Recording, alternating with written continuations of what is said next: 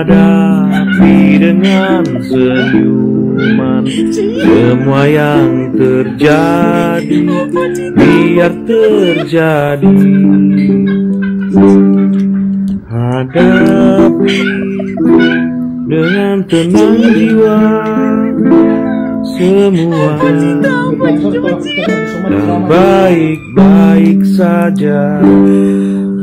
Bila ketetapan Tuhan sudah ditetapkan, tetaplah sudah.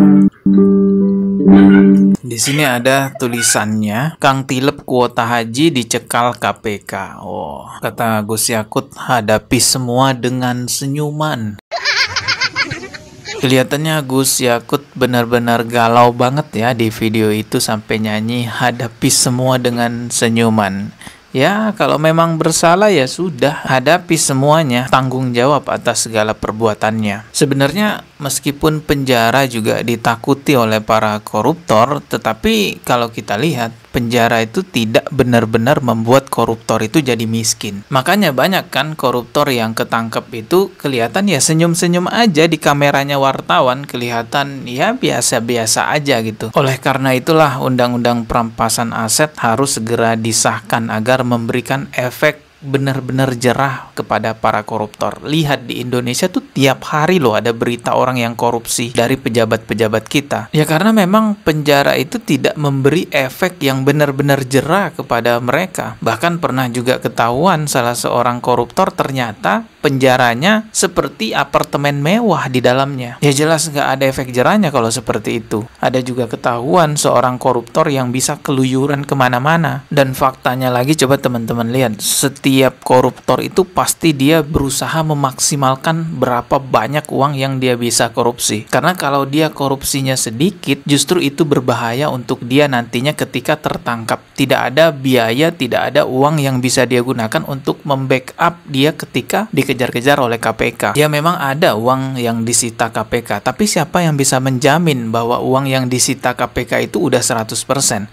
Bisa aja itu hanya 1%-nya, sisanya dia berhasil mencuci uang tersebut sehingga lolos dari KPK. Jadi walaupun dia di penjara sekalipun, kemungkinan aset yang dia korupsi ya masih ada, walaupun bukan atas nama dia atau dicuci dengan cara apa ya kita nggak tahu. Oleh karena itulah semakin besar jumlah korupsinya, dia akan semakin kuat backupnya. Coba lihat Rizal Khalid itu sampai 280 triliun. Sampai sekarang masih jadi DPO, walaupun sudah ditetapkan tersangka, kabarnya nggak tahu ada di mana. Padahal ya banyak yang bilang dia ada di Malaysia. Penetapan tersangkanya pun ya baru-baru aja di era SBY 2 periode, di era Pak Jokowi 2 periode, aman-aman aja. Baru di eranya Pak Prabowo bisa ditetapkan sebagai tersangka, itu pun masih DPO, belum ditangkap orangnya. Dari sini kita bisa tahu bahwa backingan paling kuat di Indonesia itu bukan karena kenal pejabat ini, bukan karena kenal dengan pejabat itu. Backingan paling kuat di Indonesia itu uang. Kalau teman-teman sultan punya uang banyak, masalah hukum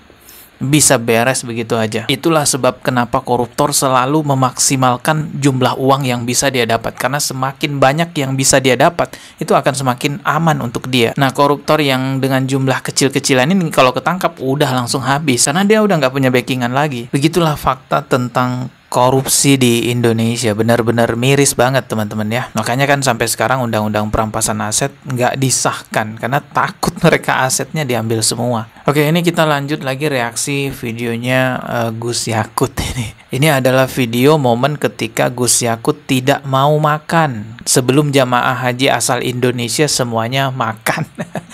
Ini kayak pahlawan banget gitu ya. Coba kita lihat dulu.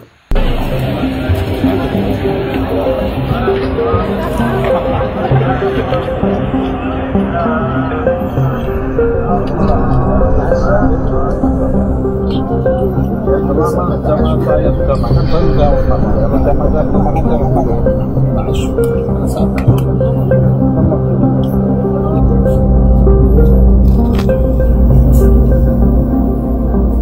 dan kalau usah bicara kompensasi, negara kita nggak untuk kompensasi.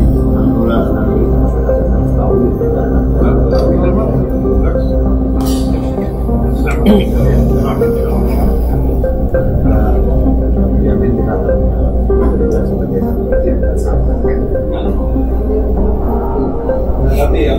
Gimana?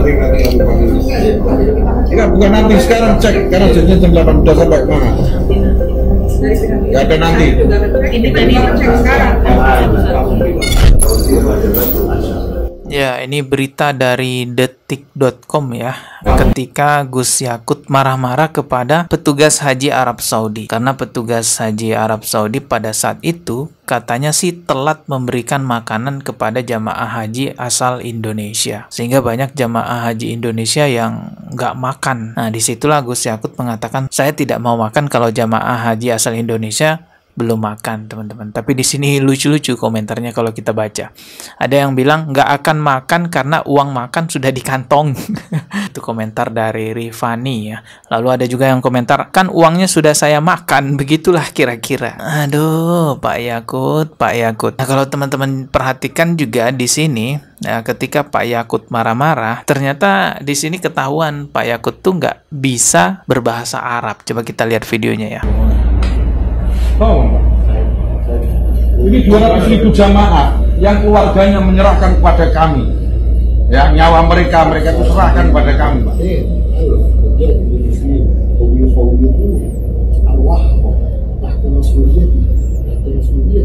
Ada yang komentar nih, waduh Menteri Agama kita nggak bisa bahasa Arab, piye gitu ya. Lucu juga sih, Menteri Agama nggak bisa ngomong bahasa Arab. Jadi ketika ada problem di sana ya dia harus pakai penerjemah, teman-teman ya. Padahal dia kan seorang Gus, lingkungannya pondok pesantren pastinya. Anaknya seorang kiai, bahkan bisa jadi Menteri Agama, nggak bisa bahasa Arab. Ya wajar diketawain, wajar ini menjadi sesuatu yang aneh. Hadapi dengan senyuman.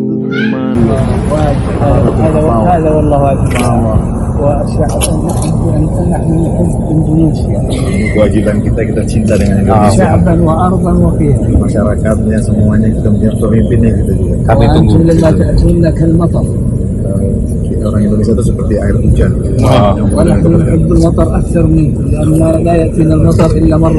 Kita mencintai hujan melebihi cinta dari segalanya karena hujan jarang datang kepada kita. Saya tunggu di Jakarta.